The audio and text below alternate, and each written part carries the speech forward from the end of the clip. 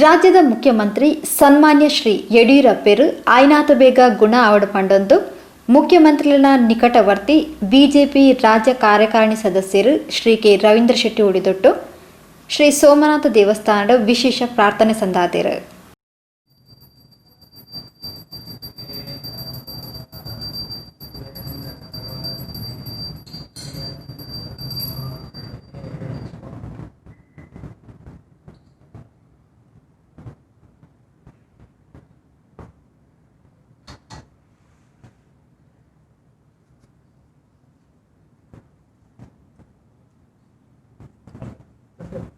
ಮುಖ್ಯಮಂತ್ರಿಗಳ ಒಟ್ಟಿಗೆ ಭಾರಿ ಆತ್ಮೀಯತೆಯಡಿ ಇತ್ತಿನ ಶ್ರೀ ಕೆ ರವೀಂದ್ರ ಶೆಟ್ರು ಮುಖ್ಯಮಂತ್ರಿಗಳ ಪುಟ್ಟು ಪರ್ವದ ಸಂದರ್ಭಡು ಸಾಮಾಜಿಕ ಕಾರ್ಯ ನಡಪಂತ ಬರಂದುಲ್ಲೇರು.